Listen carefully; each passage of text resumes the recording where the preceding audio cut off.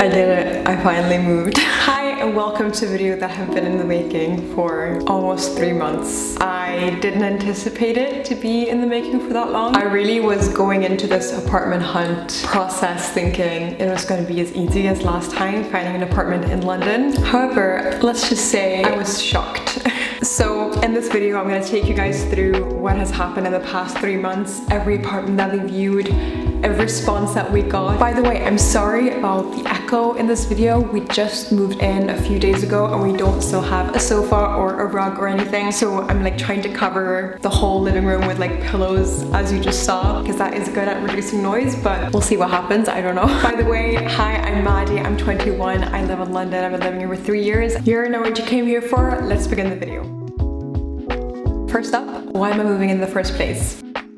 I am moving in with my boyfriend, Theo. I've been with him for 2 years. We decided it was a good time to move in together and take that step, but also a really good way to save on rent, being 2 people living in a 1 bed. And the second reason was I wanted to change areas. As much as I loved living in central London, like literally 10 minutes away from Oxford Street, you get kind of tired of just living in one area for multiple years. I've lived in that area for 2 years now, and London is such a great city with such different neighborhoods that are all like very different to each other. So I wanted to experiment a little bit and find a new neighborhood and, you know, get to live there a couple of years and then maybe move around again and get to experience another neighborhood. Speaking of areas, what areas are we looking at? So I think I started off this whole process being a little bit like, I want to live blah blah blah blah blah. I quickly figured out you just couldn't do that in this market. The market in London currently is just a wild west, like it's wild out here. So I kind of had to expand the couple of areas that I was looking at. I think we ended up with like 10-15 neighborhoods, and those were all in West and North London. And the reason for that is 1, it's where I'm familiar, and 2, it is close to work. Both for Theo and me, it is convenient places to be in terms of work. So in terms of those areas, we looked at Marylebone, Fitzrovia, Paddington, Bayswater, Camden, King's Cross, Bloomsbury, Primrose Hill, Notting Hill, Kensington, and we even started looking at like Chelsea and Earl's Court. Next up, what were we looking for in terms of an apartment? It's nice to set up some criteria before you go out and try to find a flat, just so you know when you look on Rightmove, when you look on Zoopla, what kind of things are you not gonna go view if they don't have it. There's so much inventory all the time, so it's nice to have that little checklist of, you know, it has to have these few couple of things, and if it doesn't, we're not gonna view it. So in terms of our criteria, the first thing was budget, and we wanted to get it under £380 per week. However, sadly, we quickly realized that it just wasn't doable to get that low of a weekly rent for the things we were looking at in the neighborhoods that we were looking at. So we had to raise that to like £450, £470. Yeah, almost by £100 a week we had to raise our budget. Other criteria included that it had to be a 1 bed with a space for a double bed and a wardrobe for 2 people. It had to be well connected, either in zone 1 or zone 2. Easy to get to zone 1 because that's where we work. It's like 10 minutes away from a tube station, close to buses. I needed direct sunlight, that was big for me. I wanted direct sun, but also good lighting. There had to be big windows and there had to be several windows. We wanted the appliances to be relatively new, and essentially why I'm saying this is because you'll see inventory here in London with the appliances are literally like 3-4 decades old in really bad shape, and the landlords just don't do anything about it. And finally, we were looking at part furnished / unfurnished apartments because I've been living in furnished for every year that I've lived in London so far, and I wanted to have a place and make it more my own. In addition to the criteria, it's also nice to put up a list on the nice to have. So things in an apartment that would be really nice if the apartment had it, and it would really like increase the value we saw in the apartment. However, it wasn't essential for us to go view it, and that was wooden floors, 3 to 4 hobs, so more than 2. Existing wardrobes for 2 people, so you didn't have to go buy it and build it. Period building features like ornamentation on the walls and the ceilings, and really tall windows in the living room. Some built-in storage in the living room, and either a window in the kitchen or the kitchen being in the living room, so you would have some of that feeling of the kitchen not being in this enclosed dark space. That was all the information, and now let's get to the apartment hunt, shall we? So our apartment hunt started the end of April. I really struggled with getting viewings. I would call, literally spent hours on Rightmove and Zoopla, and I would call all the agents and they would literally tell me like hours after the apartments got put on the market that they were already taken off the market. People had offered literally for like 2 weeks. I could not get a single viewing. It was just ridiculous. So our first viewing wasn't before May, and this apartment was $375 a week. It was on the lower ground floor and it was about 20 or 25 square meters offered on a furnished basis. We wanted to see this one because we didn't really know how big it was. There was no floor plan or no images online. We quickly realized it was really dark, it was really small, and it just wouldn't be suitable for 2 people. So even though it was below our initial budget, which was really nice, it was just not gonna do. Apartment number 2 was £400 per week. It was a ground floor muse house with an unknown square meterage, but it was much bigger than the first one, and it was offered on a part furnished / furnished basis. Actually a really good flat. We were really happy seeing this after seeing the first one. It was with the same agent. Appliances were really good. There were wood floors, ceilings and walls were white. The only issue in this flat was the lack of windows and sunlight. It had only one window and it was in the bedroom. The other window was a door, and the door was like glazed glass, so you couldn't really see through, and sunlight didn't really come through either because it was north facing on the ground floor. I think it took about a week more until we got another viewing. I called around and this lady called me and she said that they had a place that wasn't on the market yet, which I was really excited for because that meant, you know, I was in competition with anyone else. And so I went to see it on the day, like a few hours after she called, and this was $415 a week, second floor, 50 square meters, offered on a furnished basis. First of all, the building was really great, and I didn't really have high hopes for this one, but when I came in, the windows were south facing with tons of light, high floor, period conversion type building. Although it was carpeted, which I'm not really a fan of, I was willing to see through it because it had such amazing features. Like a little step up to the bedroom, it had a nice kitchen, a nice bathroom, it even had a little walk-in closet in the bedroom, which I really liked. So I talked to Theo and we decided to offer on the flat. I think we offered 400, but we quickly ended up in a bidding war. They offered 3 years of tenancy and me and Theo just felt like that was way too long. So we felt a little bit about that, but we kept our offer in, which was 2 years. Yeah, we ended up losing the apartments. So it was back to viewing apartments and we were now at apartment 4. I'm just so tired of this BS. There was a flat that was on Rightmove about 4 days ago, and 1 hour after it got put out, I called twice and then I emailed, and they said they were coming back and they never did. And so I called the next day and they said, sorry, like, we're gonna call you back, like, relax. And what do you think happened this morning after the weekend where their offices was closed? Let's agreed. Someone else viewed the flat. They didn't even care to answer me because there's so many people waiting that they're just gonna run through the list, and you know, from that list of people, it's guaranteed that they'll let out any property that they put out. And I was on this flat 1 hour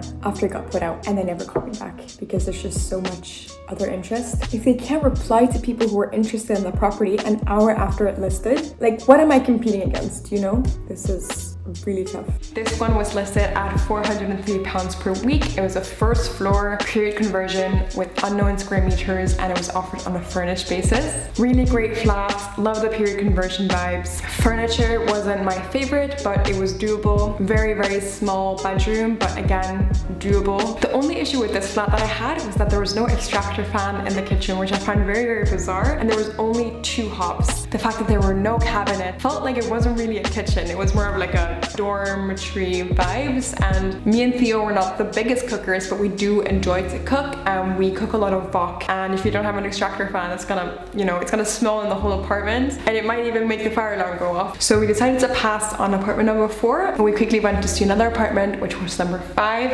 It was £405 per week. Totally different neighborhood than what we've previously seen, so we decided to be in a new place, and it was a first floor with unknown square meters, and it was offered on an on a furnished basis. Well, I really love this flat. We were so excited when we first saw it. I love the kitchen. It was brand new. The washing machine was brand new. Although it was a small flat, the ornamentation, the tall ceilings, it just could have really worked really well for us. The only issue was the bedroom. The bedroom, we measured it out and it was 2 meters times 250 meters. And it also had a bit of a weird layout with the boiler being in the bedroom. So we kind of blocked off an additional part of the already very small bedroom. And so we just really couldn't figure out while we were there how to fit both a double bed and a wardrobe in the bedroom at the same time. We ended up passing on this apartment too. I ended up seeing another flat the next week alone. It's a really rainy day today, but we have another flat viewing to go to, so let's go. It was $427 a week, a raised ground floor, 32 square meters, and offered on a furnished basis. Oh my god, it was so nice. I love the curved windows. I could just really see myself living here. I love the kitchen. It was very new. Everything was in really good shape. The bedroom was small, but it had more space than the previous one had. We wanted to bring in our own sofa to the place because the sofa that was there currently was just massive. So we put in that into our offer, and I texted the agent the next day and I asked what had happened and whether our offer had been accepted. And she said that within the day the apartment was put on the market and we viewed it, they had 6 offers and the landlord wasn't going to choose us. And when you realize you're the 5th offer, you want to put in a really high offer to outcompete the previous offers, and I think that's what ended up happening. So I think they got quite a bit over asking. I'm just so tired of this BS. I cannot even. Life goes on, you move on, and we had a few more apartments to view.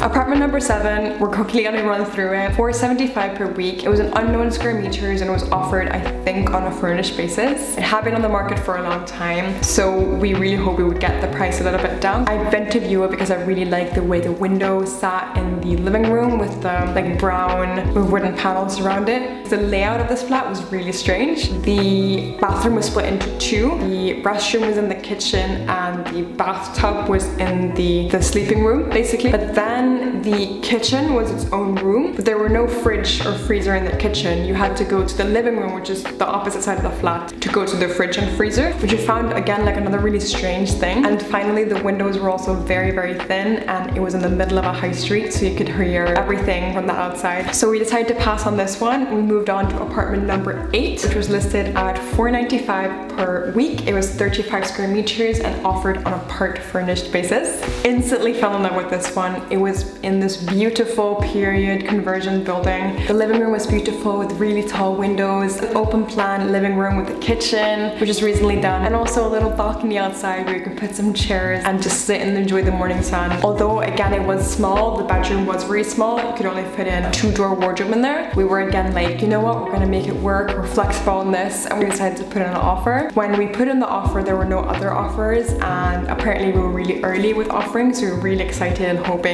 we would get this one. However, a few minutes later, apparently there had been another agent a little while before us from another company. That's what happens sometimes in London. You have multiple agents on a single property, and they had been in and the person had offered and the landlord immediately accepted, which again was so annoying because if we had had the viewing an hour before, we would have gotten the flat. But again, life goes on and there are more apartments out there. There are more fish in the sea, there are more apartments in the sea, I guess. A lot of annoyances at this point. We were just so fed up with just the London apartment market. Apartment 9, here we go. This was on the market for $475 per week and it was offered on an unfurnished basis. When me and Theo came into this flat, we were immediately like, wow, our jaws dropped to the floor. I've never seen, I think, taller windows in my entire life in an apartment, looking straight onto a little park. The appliances in the kitchen and the bathroom were a little bit outdated and some things were broken, some things, you could tell had been used for quite a few years. Ceilings were really tall, which also meant that in the bedroom you had this little upper area which you could climb up to and place your storage items, which again saved tons of space and would have helped us a lot because we do have a lot of stuff, 2 people moving into a 1 bed. But yeah, it was just all these little things like the tall windows, the view onto the park, the giant wardrobes, and the little area on top that made us just fall in love with the place. And we decided to offer an offer actually above the asking price, which was our first time doing. We were so excited about hopefully getting this flat. We waited and we waited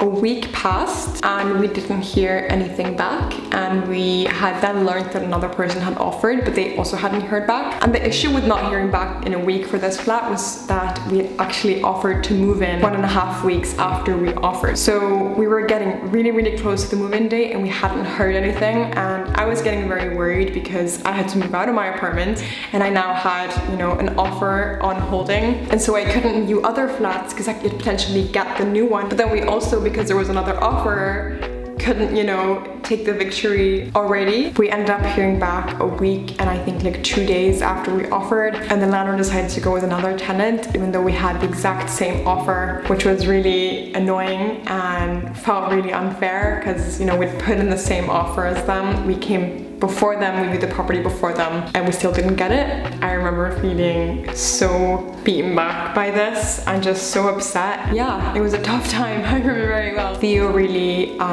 encouraged me to keep going and keep viewing apartments, and we would get something. And I think at this point we've been let down so many times that we knew kind of how the market works and what to do, and so we really hope in the next time around that we could put our learnings to use and actually secure that flat. And so we went to view apartment 10. It was 34 square meters and offered on a part furnished basis. The living room was really stunning. It had ornamentation on the walls. It had outline of a fireplace. It had wood floors. The living room was small, but it was definitely doable, and we're 2 people, we don't need masses of space. I love the little steps down to the kitchen. The kitchen was super modern, really great condition, and the bathroom was also great condition. The bedroom had space for a double bed. It also had a existing wardrobe, and there were definitely more space to put in more storage if we wanted to. So we decided to put in an offer. We really wanted them to remove the table and the chairs from the living room so we could bring in our own. We offered a very immediate move-in date, and finally in our 5th offer we won. We won the bidding rounds, we won everything, and we secured a flat, and